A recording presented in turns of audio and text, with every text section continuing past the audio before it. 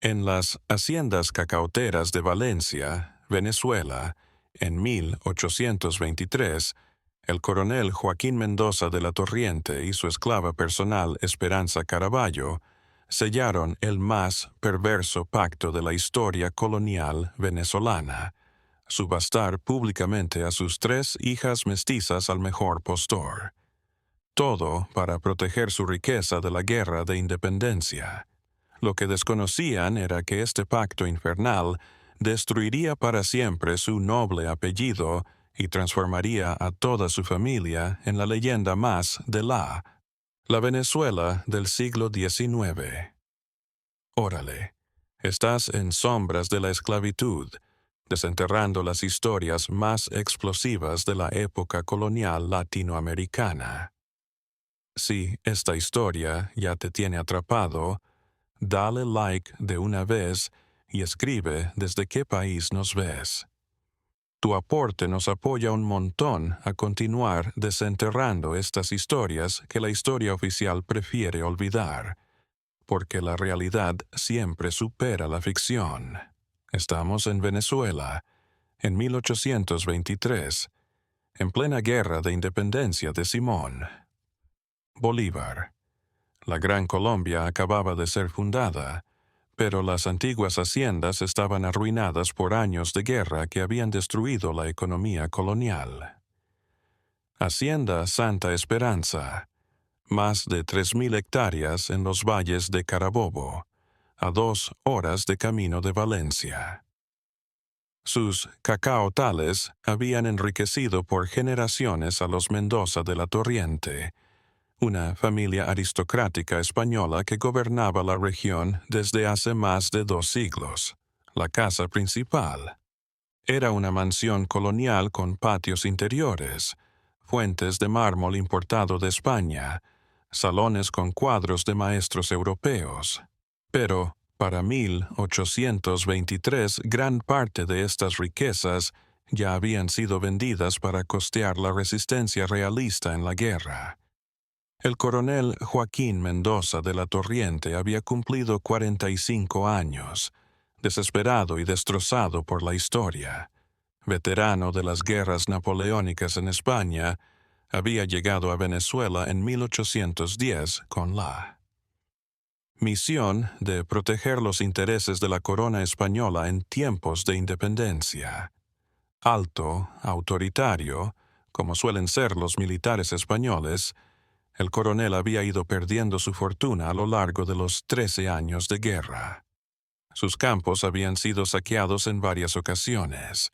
Sus esclavos habían desertado para engrosar las filas libertarias y su fortuna se había venido a menos, pero tenía un problema mayor que lo atormentaba. ¿Cuándo se casó? Con doña Isabel de Espínola, muerta en 1820 por fiebre amarilla, no había tenido un hijo varón legítimo. Sus únicos herederos fueron 3 hijas mestizas que tuvo con su esclava personal, Esperanza Caraballo. Esperanza Caraballo era una mujer fuera de lo común. Desafiaba todos los estereotipos de su tiempo. Mulata, de 32 años, había sido educada por las monjas del convento de Santa Teresa en Caracas, antes de ser vendida a los Mendoza, cuando tenía 18 años. Su inteligencia natural y habilidad para llevar los libros de la hacienda y los asuntos más delicados de la administración la habían transformado en la mano derecha del coronel.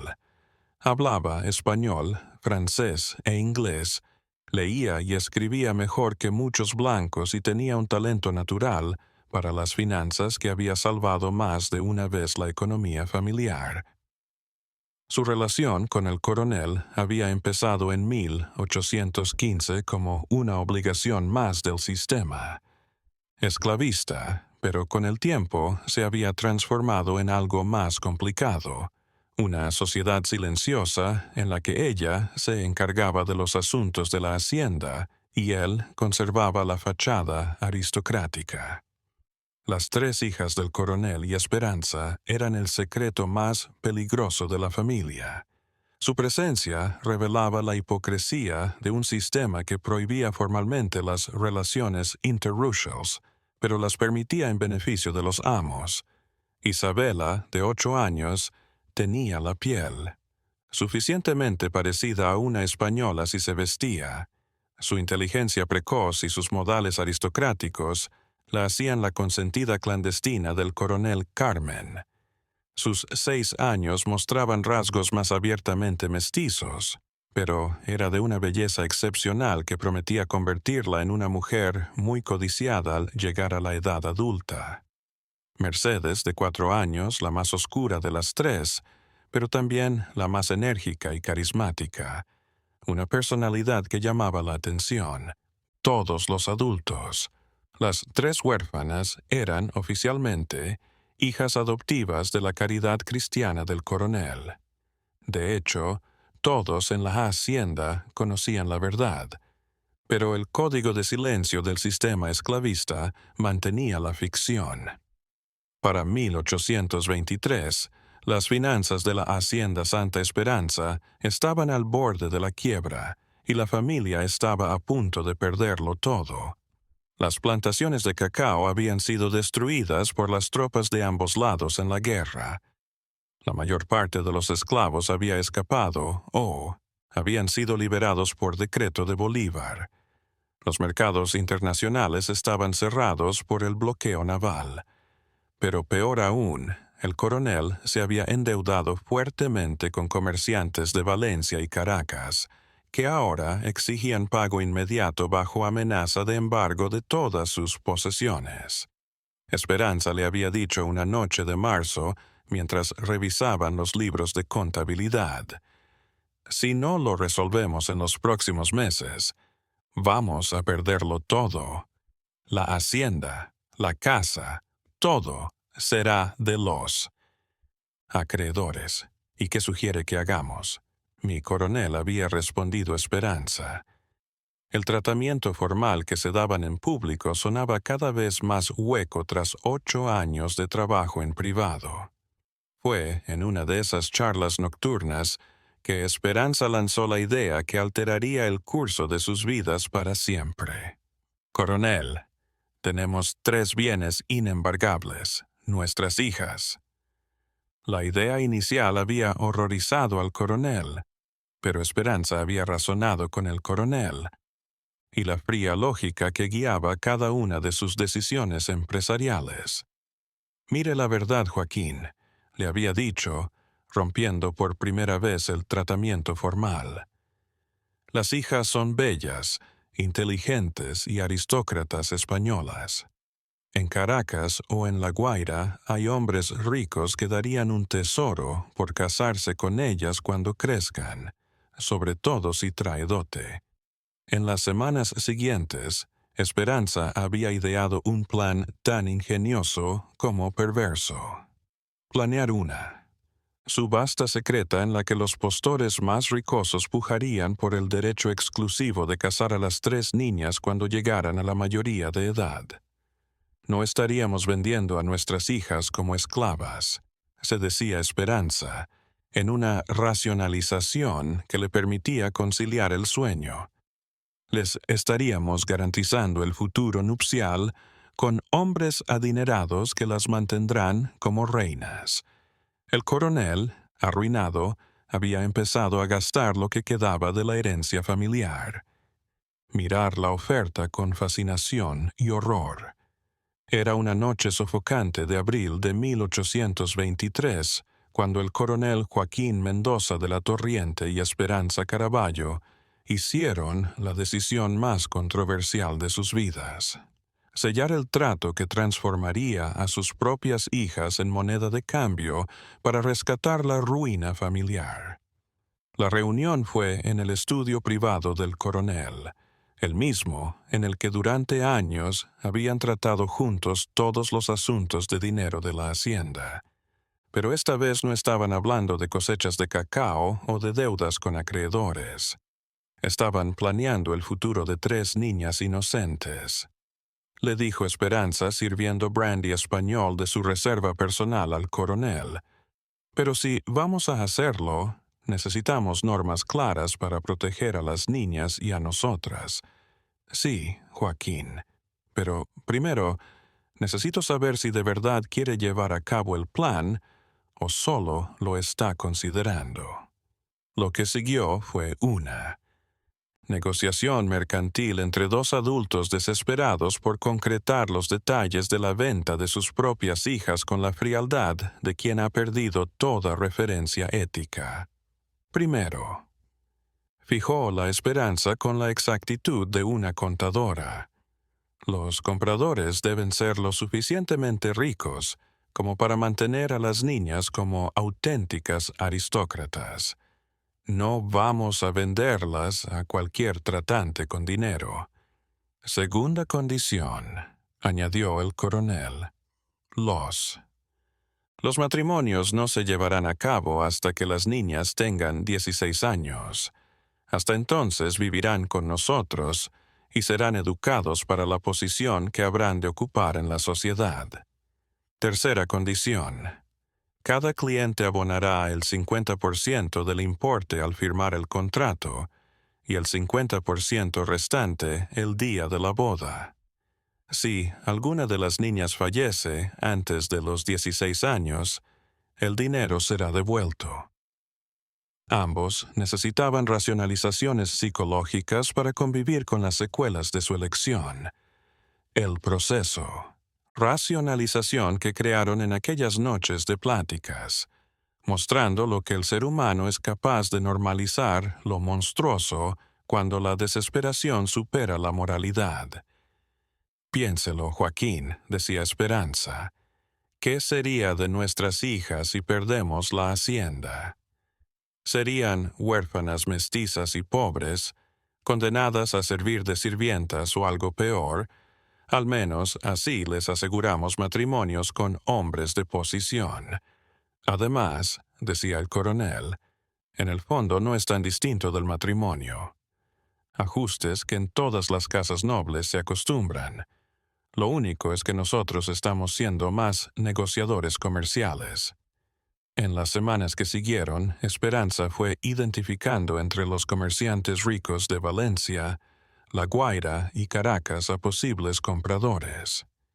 Su conocimiento de la economía local le permitió elaborar una lista de posibles candidatos que se ajustaran a sus necesidades económicas. Don Sebastián Herrera, negociante importador, Valencia, viudo de 50 años y muy acaudalado en bienes raíces y negocios europeos. Don Ricardo Salcedo, propietario de algunos barcos mercantes que navegaban entre La Guaira y las Antillas, un hombre de 42 años, reconocido por ser dadivoso con sus subordinados y justo en los tratos. Don Fernando Castillo, minero de oro en las montañas de Miranda, soltero, de 38 años, que había hecho una gran fortuna en los años de guerra, vendiendo metales, hermosos a ambos lados de la guerra. La forma de aproximarse a los futuros clientes fue una estrategia de Esperanza altamente sofisticada. En vez de ofrecer la compra de las niñas de una vez, fue armando encuentros sociales para que estos hombres conocieran a las 3 hermanas en situaciones casuales. A las ferias dominicales de Valencia, Esperanza llevaba a las niñas con sus mejores galas para que los tratantes las vieran y hablen con ellas. Claro, Isabela, Carmen y Mercedes siempre llamaban la atención por su belleza, inteligencia y buenos modales. Don Sebastián le había dicho una vez que el coronel tenía unas hijas muy bonitas. Es una lástima que sean huérfanas adoptadas, porque cualquier hombre estaría orgulloso de tenerlas como hijas. Desde luego, había respondido don Sebastián, mirando a Isabela mientras jugaba con sus hermanas. Son maravillosas. El coronel está haciendo una labor de caridad cristiana muy laudable el cuidarlas también. Tras semanas de preparación mental, Esperanza finalmente hizo la pregunta a don Sebastián en privado en su casa de Valencia. Don Sebastián le había informado con la confianza de quien había medido sus palabras. El coronel y yo hemos estado hablando sobre el porvenir de las niñas y hemos tomado una decisión que quizás le interese conocer. ¿Qué es esperanza? Como usted sabe, las niñas no tienen familia legítima que le garantice el porvenir. El coronel piensa en comprometer de antemano a sus hijas con hombres de confianza, hombres que les aseguren el porvenir que ellas se merecen. La primera reacción de don Sebastián había sido de sorpresa, pero no de rechazo. Se refiere a matrimonios de niñas de 8, 6 y 4 años. Me refiero a invertir en el futuro de 3 niñas excepcionales, con la promesa de que el hombre que invierta en ellas tendrá derechos exclusivos cuando lleguen a edad de matrimonio. Cuando don Sebastián se interesó de verdad por el proyecto, Esperanza le enseñó las cifras exactas que habían calculado para cada niña. Isabela, la mayor y de rasgos más europeos, se vende por 2,000 pesos oro. Carmen, por su belleza, pez. Mercedes, por ser la más joven, 1,000 pesos. Las sumas eran enormes para la época. Representaban alrededor de 3 años de salario de un trabajador. Especializadas, pero también eran justo lo que el coronel necesitaba para pagar sus deudas y reconstruir parcialmente la hacienda.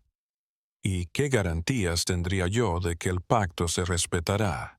Había preguntado don Sebastián con la cautela de un negociante avesado, papeles firmados ante notario y testigos, con todos los términos del arreglo matrimonial.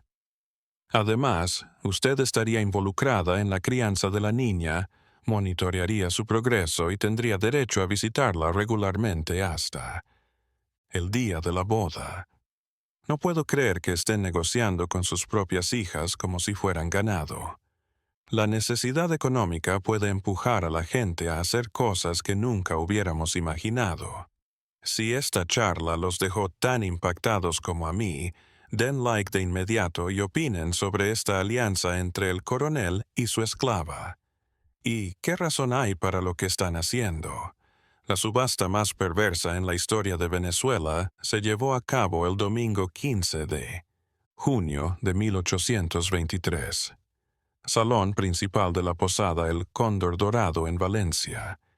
Una reunión de negociantes para hablar de oportunidades de inversión en la era post-independencia. Esperanza había hecho maravillas organizando una coartada. Era una asamblea formal de hombres ricos que hablarían de invertir en haciendas destruidas por la guerra. De hecho, 6 hombres habían sido informados en secreto de que iban a tener la oportunidad de licitar por los derechos matrimoniales exclusivos de las 3 hijas del coronel. El salón estaba listo. Mesas de caoba, sillas tapizadas en terciopelo rojo, velas perfumadas, un servicio de brandy y puros sabanos que los hombres esperaban para un negocio de esa magnitud. Tras semanas de discreta investigación, Esperanza había localizado a 6 hombres que encajaban en todos sus requisitos. Solvencia económica demostrada, reputación social intachable, y la discreción para ocultar la verdadera naturaleza de la operación. Don Sebastián Herrera había traído a su contador personal. Evidentemente tomaba el asunto como una inversión de negocios. Su interés estaba en Isabela, la mayor de las 3 niñas. Don Ricardo Salcedo había venido desde La Guaira expresamente para el acontecimiento, con los papeles que certificaban su fortuna marítima en más de 10,000 pesos oro. Don Fernando Castillo había llegado con muestras de oro de sus minas como prueba de su capacidad de pago inmediato. Don Manuel Ugarte, descendiente de Coro, que había conservado sus bienes durante la guerra, que se fijó en Carmen por su rara hermosura. Don Antonio Bermúdez, negociante maracaibero con relaciones en Nueva Granada y las Antillas, que en ello miraba ocasión de hacer conexiones familiares en el centro de Venezuela. Don Gabriel Osorio, el menor de los compradores, 35 años, dueño de varias tiendas en Caracas y Valencia, quien siempre se había fijado en Mercedes, a pesar de ser la menor. En el punto más inquietante del acontecimiento, Esperanza había conducido a las 3 niñas al salón para que los compradores inspeccionaran a sus futuras esposas. Isabela, Carmen y Mercedes habían sido ataviadas con sus mejores galas y habían sido instruidas para comportarse como aristócratas, caballeros, había prometido Esperanza, con la gracia de una subastadora experimentada. Les presento a las señoritas Isabela, Carmen y Mercedes Mendoza de la Torriente. Las 3 niñas, sin entender del todo lo que sucedía, pero adiestradas en obedecer a los mayores, habían hecho reverencias impecables y habían contestado a los hombres que estaban allí. Isabela le había preguntado a don Sebastián, ¿tocas algún instrumento? Sí, señor, había respondido la niña de 8 años con la madurez de un adulto. Toco piano, guitarra y estoy aprendiendo arpa con las hermanas del convento.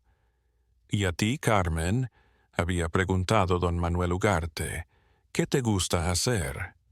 Me gusta leer, señor, sobre todo los libros de poesía que tiene papá Joaquín en su biblioteca. Y me gusta ayudar a mamá Esperanza con las cuentas de la hacienda. Una vez que las niñas fueron sacadas del salón, se inició la subasta formal, la cual decidiría el destino de las 3 hermanas. Esperanza ya tenía listos papeles legales básicos para cualquier comprador potencial y había fijado precios mínimos por cada niña, según la tasación que había hecho de cada una. Empezaremos con la señorita Isabela, anunció Esperanza. Precio inicial, 2,000 puies de oro. Pagaderos la mitad al firmarse el contrato y la otra mitad el día de la boda cuando ella tenga 16 años. Don Sebastián Herrera había ofrecido los 2,000 pes en el acto, pero don Ricardo Salcedo había elevado la apuesta a 2,500. La subasta había llegado a 3,000 pesos de oro, una fortuna para la época. La señorita Carmen había mantenido la esperanza. Precio inicial, pesos oro. La puja por Carmen había sido mayor por lo hermosa que era. Don Manuel Ugarte y don Antonio Bermúdez habían pujado hasta 2,200 pesos. La señorita Mercedes, precio inicial 1,000 pesos de oro. Sorprendentemente, don Gabriel Osorio había ofrecido al punto pesos por Mercedes, pues su corta edad le permitiría moldear su educación a su gusto. Al final de la subasta, que duró casi 3 horas, los resultados fueron: Isabela, de 8 años, había sido vendida a don Sebastián Herrera por 3,000 pesos de oro. Carmen, de 6 años, había sido comprada a don Manuel Ugarte por 2,200 pesos. Mercedes, de 4 años, era ya propiedad de don Gabriel Osorio en 1,800 pesos. Los contratos estipulaban que cada cliente abonaría la mitad del importe en el acto y la otra mitad el día de la boda. Además, cada varón podría visitar a su hija regularmente, controlar su educación y decidir en las principales cuestiones de su desarrollo hasta que llegara a la edad nupcial. La subasta había sido un éxito. Esperanza y el coronel habían conseguido 9,000 de oro, suficiente para pagar todas sus deudas y reconstruir. Parte de la hacienda estaba destruida, pero el daño psicológico y social apenas comenzaba a mostrarse. Los 6 compradores habían regresado a sus hogares con papeles legales que les daban derechos exclusivos sobre niñas que jamás volverían a ser libres. Las 3 hermanas no entendían lo que había pasado. Solo habían notado que los adultos de la familia las miraban diferente desde aquel domingo, y en Valencia los rumores sobre la reunión de negociantes en el Cóndor Dorado Ya habían llegado rumores a oídos de las familias aristocráticas, quienes especulaban hasta descubrir el mayor escándalo social de Venezuela: una subasta de vírgenes. ¿Pueden creer que harían esto por dinero? La pobreza no es excusa para vender a sus propias hijas. Si esta subasta los indignó tanto como a mí, den like y comenten qué castigo merecen estos adultos por lo que acababan de hacer. La historia apenas comienza porque ahora viene lo peor. Los meses que siguieron a la subasta de junio revelaron la psicología de una situación que desafió todas las convenciones sociales del momento. Las 3 hijas Mendoza de la Torriente habían pasado de ser hijas clandestinas a posesión matrimonial de varones que ahora poseían derechos legales sobre sus futuros. La estructura familiar en la Hacienda Santa Esperanza se transformó. El coronel, liberado de las deudas pero atormentado por la culpa, empezó a tratar a sus hijas con una extraña combinación de afecto paternal y reserva emocional, como si ya no fueran del todo suyas. Esperanza, en cambio, se había obsesionado con la perfecta educación de las niñas. Ahora debía prepararlas para satisfacer a sus futuros esposos. Según los contratos firmados, cada comprador podía ir a ver a su niña con regularidad, supervisar su crecimiento y educación. Estas visitas dominicales alternadas establecieron un ambiente inquietante en la hacienda. Don Sebastián Herrera venía cada 15 días desde Valencia para estar con Isabela. Traía regalos caros, muñecas francesas, libros, vestidos importados, supervisaba sus clases de piano y francés. Sus diálogos con la niña de 8 años eran inquietantemente posesivos. «Isabela, mi amor», le decía mientras caminaban por los jardines de la hacienda. «Cuando seas mi esposa, viviremos en una hermosa casa en Valencia con sirvientes que atenderán todos tus deseos». La niña, inteligente pero desconcertada por la naturaleza de esta relación, respondía con la cortesía que le habían enseñado. «Sí, don Sebastián, muy bonito». Cada pretendiente había dado una condición de estudios que debían tener sus futuras esposas. Don Sebastián deseaba que Isabela dominara a la perfección él. Francés y piano. Don Manuel se empeñaba en que Carmen aprendiera a bailar vals vienés. Don Gabriel había mandado que Mercedes tomara clases particulares de bordado y administración doméstica. Esperanza había traído profesores exclusivos desde Valencia y Caracas para dar esta educación de primera. Las niñas dedicaban 6 horas diarias a clases: idiomas, música, danza, bordado, etiqueta social, administración del hogar. Carmen le llamaba Madame Roseo, la profesora de danza francesa que Don Manuel había alquilado. Un caballero como don Manuel espera que su esposa sea la más elegante de todos los salones de coro. La niña de 6 años ensayaba vals horas, sus piececitos intentando seguir pasos pensados para mujeres adultas, preparándose para un futuro que no entendía. Los meses fueron transcurriendo y los efectos psicológicos del sistema de contratos matrimoniales fueron haciéndose evidentes en las 3 hermanas de formas alarmantes. La mayor, Isabela, ya era madura para sus 8 años. Se expresaba como una adulta en miniatura. Había perdido la naturalidad de un niño y se ponía ansioso cuando don Sebastián llegaba de visita. Carmen había empezado a hacer preguntas inquietantes sobre su futuro.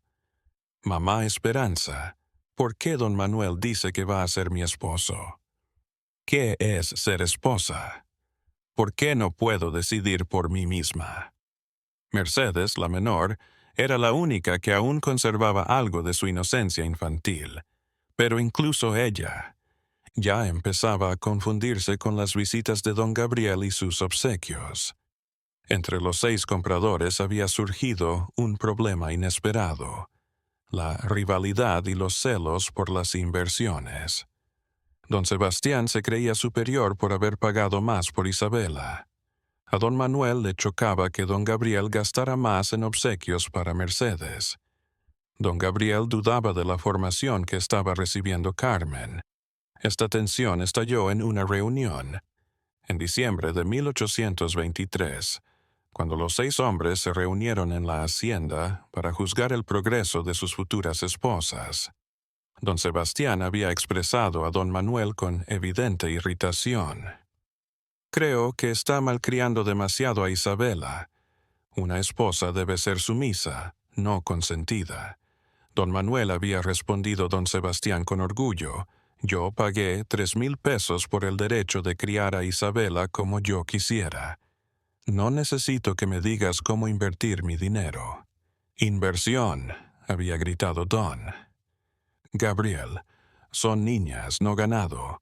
Curiosamente, don Gabriel era el único que a veces sentía remordimientos por lo que estaba ocurriendo, pero no lo suficiente como para romper su contrato. Los meses fueron transcurriendo y Esperanza comenzó a dudar de su decisión. El observar cómo sus hijas se convertían poco a poco en pequeñas adultas programadas para complacer a los hombres que las habían comprado, comenzó a crearle culpa, que no esperaba.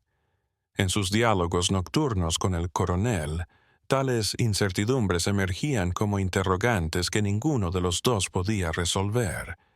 Joaquín le había preguntado una noche mientras revisaban las cuentas de la hacienda: «¿Crees que hicimos lo correcto? ¿Merecía la pena rescatar la hacienda si el precio eran nuestras hijas?» «Esperanza, no podemos cambiar lo que pasó. Ahora se trata de garantizar que las niñas reciban la mejor educación y que sus matrimonios. Sed felices». Pero pueden ser matrimonios felices que fueron comprados antes de que supieran lo que era el matrimonio. La crisis que destruiría todo el sistema llegó en enero de 1824, cuando Carmen, de 7 años, sufrió un ataque de nervios en una de las visitas de don Manuel. El hombre había llegado con obsequios y había retomado su costumbre de dirigir la instrucción de la niña. Pero cuando le preguntó qué pensaba hacer para ser una buena esposa, Carmen había empezado a llorar como una loca. «No me casaré con nadie», había gritado. «Me quiero quedar aquí con mamá Esperanza y papá Joaquín. No veo por qué debo irme con usted». La crisis había durado 2 horas. Carmen se metió debajo de su cama y no salió hasta que don Manuel se fue. Isabela y Mercedes, que también habían visto la escena, se pusieron a llorar, en una muestra cruel de lo que los adultos habían hecho psicológicamente. Aquella noche, por primera vez, Esperanza se preguntó si habría forma de romper los contratos y devolver el dinero, aunque eso arruinara por completo a la familia. Para febrero de 1824, ya en los salones aristocráticos de Valencia, Caracas y La Guaira, se comentaba acerca de los negocios extraños del coronel Mendoza de la Torriente. La discreción que Esperanza había intentado mantener se había hecho imposible por las visitas periódicas de 6 hombres, ricos a la hacienda, cada uno vigilando a una de las 3 niñas. Doña Josefina Herrera de Blanco, una de las parteras más influyentes de la sociedad valenciana y prima lejana de don Sebastián Herrera, había empezado a hacer preguntas tras observar el comportamiento peculiar de su familiar.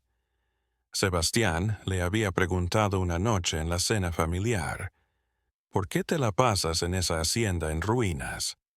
¿Y qué hay de esa niña que dices que es tu futura esposa?» Don Sebastián había esquivado las preguntas, pero su nerviosismo había delatado a doña Josefina en que algo andaba mal. El padre Miguel Torrealba, párroco de la Catedral de Valencia y confesor de algunas familias aristocráticas, había comenzado a escuchar rumores dispersos sobre arreglos matrimoniales de niñas menores de edad en la Hacienda Santa Esperanza. Como autoridad eclesiástica, el padre Torrealba debía investigar cualquier caso que violara la doctrina católica sobre el matrimonio y la protección de menores. En marzo de 1824, había resuelto hacer una visita pastoral sorpresa a la hacienda para verificar por sí mismo la situación de las 3 niñas que habían sido denunciadas por mantener relaciones matrimoniales ilícitas. La aparición sorpresiva del padre Torrealba, un domingo por la mañana, había causado pánico en la hacienda. Tanto Esperanza como el coronel sabían que la pesquisa eclesiástica podía, conllevando excomunión, confiscación de bienes y juicio criminal por las autoridades seculares. El coronel Mendoza ha comunicado, había proclamado el sacerdote con autoridad formal. Vine a indagar denuncias de que menores de edad están siendo sometidas a contratos matrimoniales en contra de la ley canónica y civil de la Gran Colombia. El coronel había restado importancia. Padre, no pasa nada. Solo he hecho arreglos matrimoniales para garantizar el futuro de 3 huérfanas que he adoptado por caridad cristiana. Acuerdos monetarios, había inquirido el padre Torrealba, conociendo ya más de lo que el coronel hubiera deseado. Ante la evidencia concreta que el cura había conseguido en Valencia, el coronel al fin había reconocido el carácter mercantil de los contratos matrimoniales. Padre, había dicho con la voz rota, estaba desesperado por dinero. Las niñas no tenían futuro sin medios para sus nupciales talentos. Creí que estaba garantizando su futuro y el de la herencia que recibió por estos tratos se gastó para pagar deudas que estaban por quitarnos todo. Sin ese dinero, las niñas se habrían quedado sin nada. El padre Torrealba había escuchado estas explicaciones con creciente disgusto, especialmente cuando se enteró de los detalles de la subasta y de los precios pagados por cada niña. Lo mejor, una de las entrevistas más inquietantes de la investigación pastoral había sido la que el padre Torrealba había realizado con Isabela, Carmen y Mercedes para conocer su perspectiva. Isabela le había preguntado amablemente a la niña de 8 años, ¿comprendes lo que significa estar prometida en matrimonio con don Sebastián? Sí, padre, había respondido Isabela con la madurez antinatural que había desarrollado. Significa que cuando tenga 16 años me voy a vivir con el Aencia y voy a ser su esposa. ¿Y eso es lo que deseas? La pregunta había provocado un silencio prolongado. La niña, obviamente, estaba en conflicto con lo que le habían enseñado a obedecer y lo que realmente sentía. No sé, padre. Los adultos dicen que es por mi bien. Tras su investigación, el padre Torrealba había dado una condena pública que había resonado en toda la región. Los contratos celebrados entre el coronel Joaquín Mendoza de la Torriente y los 6 compradores son una manera de esclavitud matrimonial que viola básicamente la dignidad humana y los preceptos cristianos sobre el matrimonio libre y consensual. Estos tratados comerciales convierten el sacramento del matrimonio en una transacción mercantil que cosifica a las niñas como mercancía de intercambio. La Iglesia Católica prohíbe tales contratos y exige su inmediata rescisión y la restitución de todo lo pagado. La sentencia eclesiástica había generado una crisis jurídica y social para los 6 hombres que habían comprado a las niñas. Algunos reaccionaron con soberbia, otros con arrepentimiento, pero todos ahora se enfrentaban al riesgo del escándalo público que destruiría sus reputaciones comerciales y sociales. Don Sebastián Herrera había sido el más enérgico en reclamar sus derechos contractuales. Padre, yo di 3,000 pesos de oro por un pacto jurado ante testigos. No voy a dejar que manipulaciones clericales me roben una inversión legítima. Don Gabriel Osorio, en cambio, se había arrepentido de verdad. Padre, me dejé llevar. Movido por la codicia, estoy dispuesto a romper el contrato y perder el dinero que pagué. Las cosas habían llegado a un punto en el que ya no podía seguir sosteniéndose el statu quo. El padre Torrealba había dado un ultimátum al coronel y a Esperanza. Tienen 30 días para anular todos los contratos matrimoniales y devolver el dinero que se les ha pagado. Si no obedecen, llevaré el caso ante las autoridades civiles en la Corte Criminal por tráfico de menores y corrupción del sacramento del matrimonio. Además, las 3 niñas serán puestas en prisión eclesiástica hasta que se aclare por completo esta situación. Finalmente, alguien con autoridad moral se enfrenta a esta monstruosidad, pero ya es demasiado tarde para salvar a estas niñas del destino que sus propios padres les asignaron.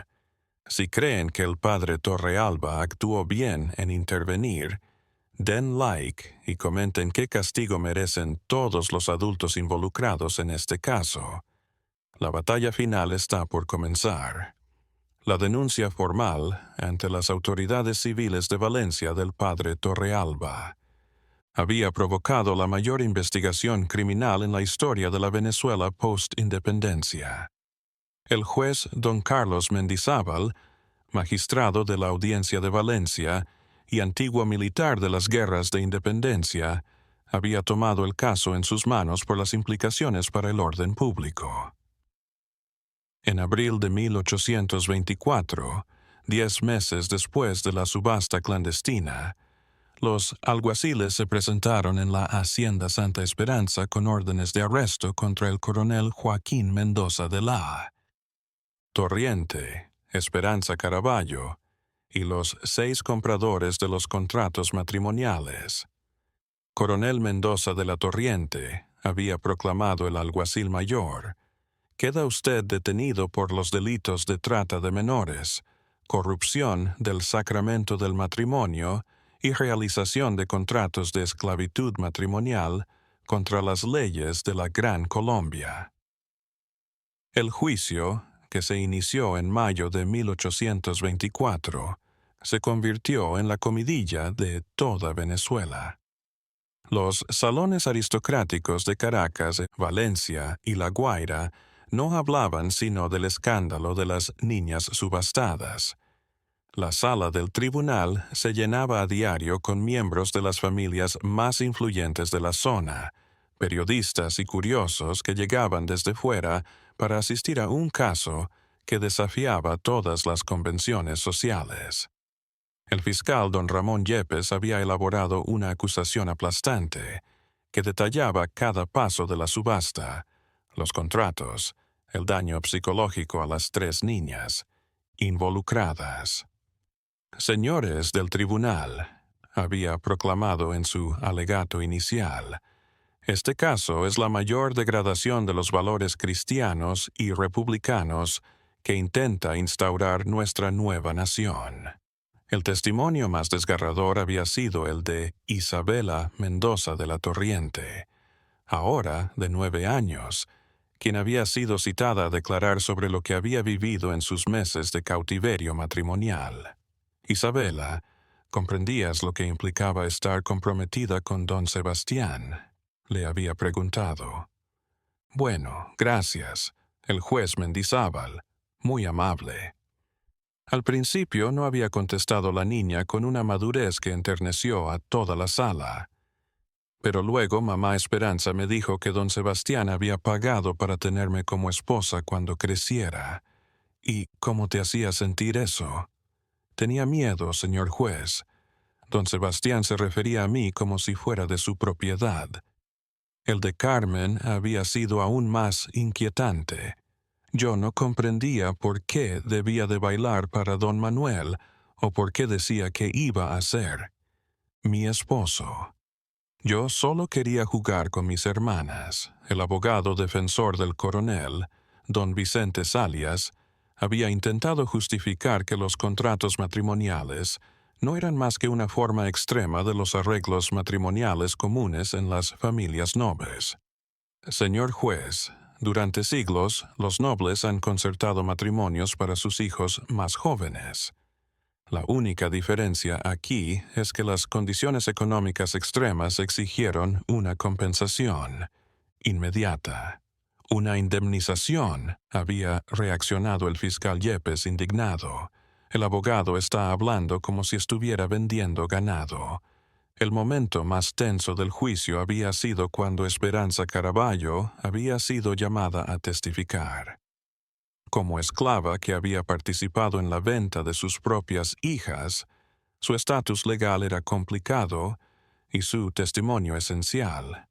Le había preguntado la jueza Caraballo, le había preguntado el juez Mendizábal, ¿reconoce usted que? Él mismo actuó como voluntario en una subasta, donde vendió a sus propias hijas como si fueran ganado matrimonial. Sí, señor juez, había respondido entrecortadamente, pero lo hice pensando que era la única forma de garantizarles un futuro decente. ¿Ahora comprende que lo que hizo es esclavitud infantil? La respuesta de Esperanza había ahogado la sala del tribunal. Juez, he sido esclava toda mi vida. Conozco la esclavitud mejor que nadie. En esta habitación. Y sí, esclavicé a mis hijas a hombres que las compraron como ganado. Uno tras otro, los 6 postores fueron llamados a declarar sus motivaciones y acciones. Sus confesiones dejaron al descubierto toda una gama de motivaciones, desde la avaricia llana hasta el autoengaño perverso. Don Sebastián Herrera se había mantenido erguido. Yo pagué el precio por el derecho exclusivo de matrimonio con una niña de buena familia. Era una inversión de negocios legítima. Don Gabriel Osorio se había arrepentido sinceramente. Sé que me comporté de forma horrible. Dejé que la codicia cegara mi moral. Don Manuel Ugarte había intentado explicar. Creí que estaba apoyando a una familia en bancarrota y ganando una hermosa esposa para el futuro. Tras 3 meses de testimonios, el juez Mendizábal había dictado una sentencia que sentaba precedentes legales para protección del niño en Venezuela. El coronel Joaquín Mendoza de la Torriente, había dicho el juez, es condenado a 20 años de prisión por trata de menores y establecimiento de contratos de esclavitud matrimonial. Sus bienes son confiscados para crear un fondo de protección a las víctimas. Esperanza Caraballo, aunque esclava, participó voluntariamente en estos delitos. Es sentenciada a 15 años de prisión. Los 6 compradores son condenados a entre 10 y 15 años de cárcel, según el grado de participación y arrepentimiento que manifiesten. Las 3 hermanas fueron internadas en el convento de Santa Teresa en Caracas, donde serían educadas y protegidas hasta alcanzar la mayoría de edad. Isabela, Carmen y Mercedes Mendoza de la Torriente, había dicho el juez, fueron tratadas como una posesión en un sistema criminal que las objetivó como una mercancía. El Estado venezolano ampara su dignidad y garantiza su porvenir, al abrigo de toda coacción matrimonial. La sentencia había mandado ondas de SOC a través de toda la sociedad venezolana. Las familias nobles habían tenido que revisar sus propias formas de matrimonios concertados. La Iglesia Católica había dado nuevas normas sobre compromisos matrimoniales de menores. Los periódicos de Caracas, Valencia y La Guaira habían llenado sus páginas con el caso, el primer gran escándalo judicial de la Venezuela independiente. La familia Mendoza de la Torriente, que había controlado la zona de Valencia durante más de 200 años, había sido destruida. Sus bienes fueron confiscados, su apellido se transformó en sinónimo de perversidad y su linaje aristocrático fue eliminado de la sociedad venezolana. La Hacienda Santa Esperanza se transformó en una escuela para huérfanas costeada con los bienes confiscados. Una placa en la puerta decía en memoria de Isabela, Carmen, Mercedes y todas las niñas víctimas de la avaricia de los adultos. Una década después del juicio que sacudió a Venezuela, el eco del escándalo de las niñas subastadas seguía resonando en toda la sociedad venezolana. El caso había sentado jurisprudencia en la protección de menores y había revolucionado las prácticas matrimoniales convencionales. Las tres hermanas, ahora jóvenes de 19, 17 y 15 años, habían crecido en el convento de Santa Teresa, donde habían recibido una educación que las había preparado para una vida, muy distintas a lo que sus padres habían imaginado para ellas. Isabela Mendoza de la Torriente, de 19 años, había rehusado casarse y dedicarse a educar niñas huérfanas. Se había transformado en la subdirectora del Colegio Santa Esperanza, erigido sobre las ruinas de la antigua hacienda familiar.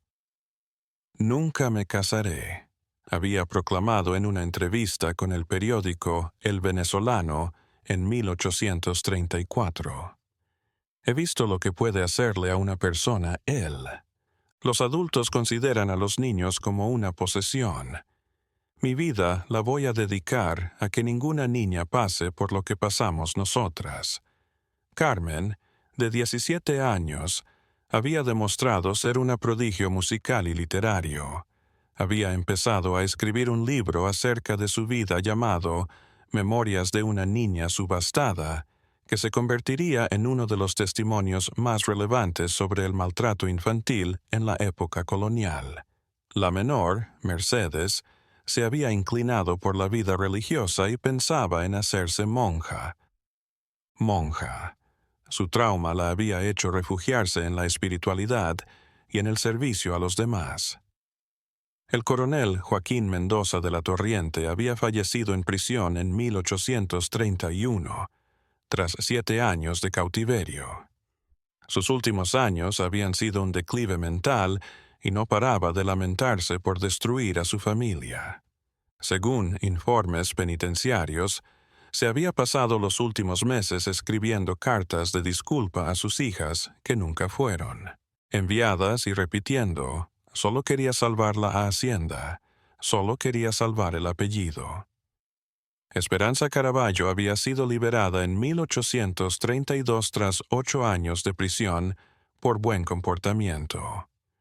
Había huido a Nueva Granada y trabajaba como contadora en una hacienda de café, bajo un nombre falso para evitar ser reconocida por el escándalo.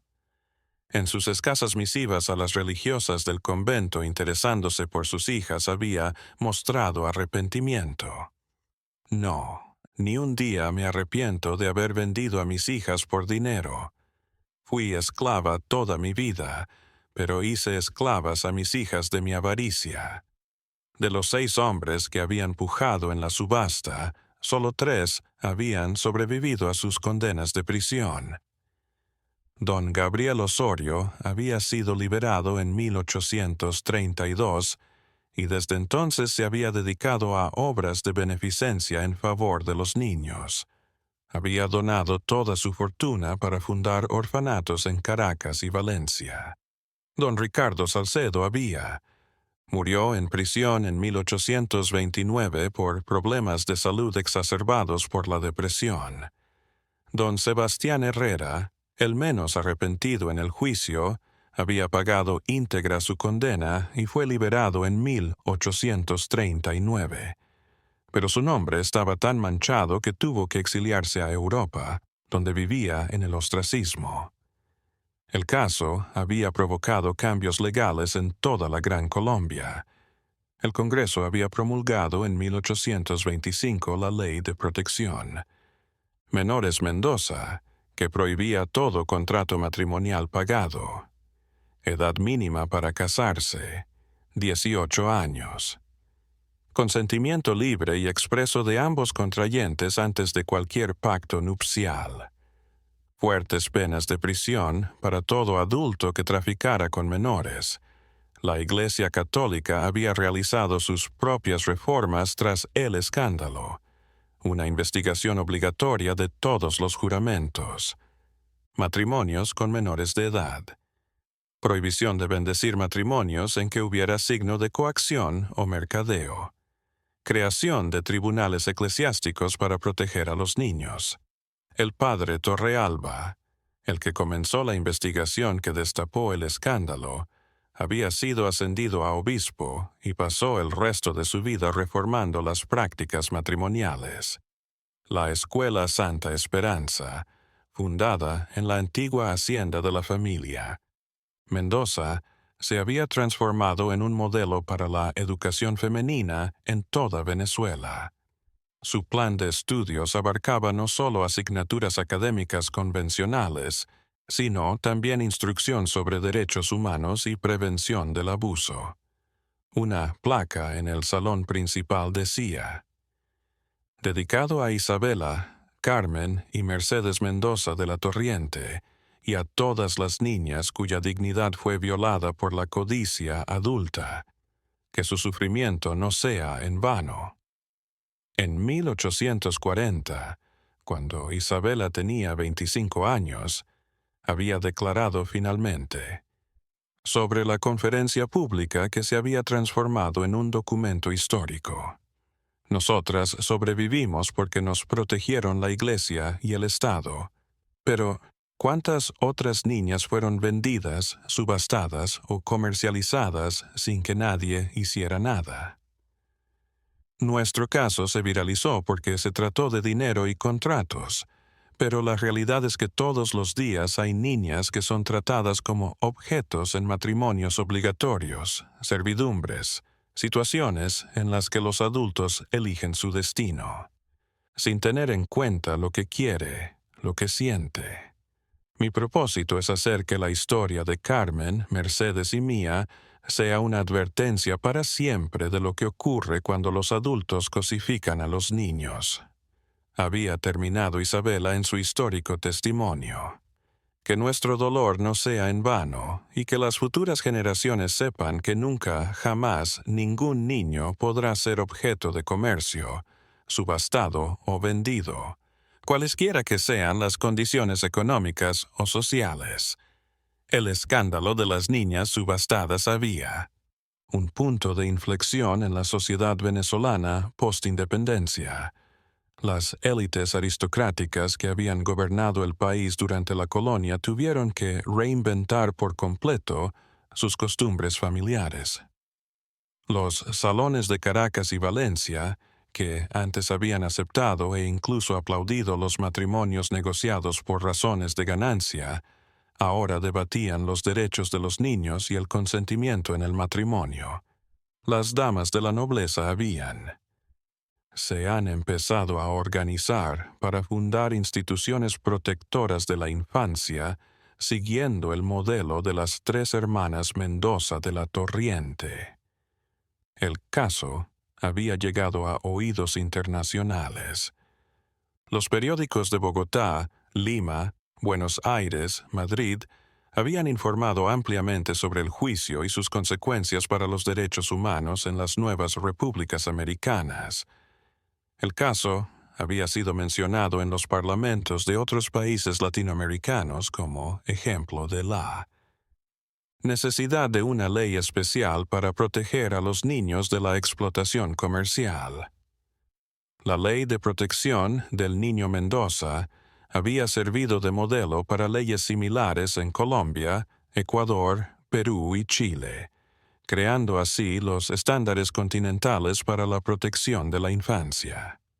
Para 1844, 20 años después del juicio, ya se había decretado el Día Nacional del Niño en Venezuela, el 15 de junio, la fecha de la subasta original, para nunca olvidar los riesgos de la mercadeo infantil. La Escuela Santa Esperanza se había transformado en una escuela con reconocimiento internacional, a donde llegaban a estudiar y visitar personas de toda Latinoamérica, atraídas por sus formas innovadoras de educación con enfoque en los derechos del niño. Carmen Mendoza de la Torriente, había terminado su libro Memorias de una niña subastada en 1845, uno de los textos más influyentes sobre los derechos de la infancia del siglo XIX. El libro había sido traducido a varios idiomas y distribuido por toda América y Europa. Esta historia real ilustra cómo la desesperación económica puede empujar a los adultos a explotar a los más vulnerables. El coronel Joaquín Mendoza de la Torriente y Esperanza Caraballo se destruyeron a sí mismos y a sus hijas por un dinero que no logró salvarlos de la ruina. Si esta tragedia histórica los conmovió tanto como a nosotros, den like y comenten qué enseñanzas actuales podemos extraer. Más valentía para más historias que destapen las verdades negras de la historia. Hasta la próxima. Cuates. La memoria de Isabela, Carmen y Mercedes Mendoza de la Torriente está en cada ley que protege a la infancia, en cada institución que defiende los derechos del niño y en cada persona que se niega a aceptar que la necesidad económica legitime la explotación de los más débiles. Porque solo conociendo estos horrores del pasado, podemos garantizar que nunca vuelvan a ocurrir.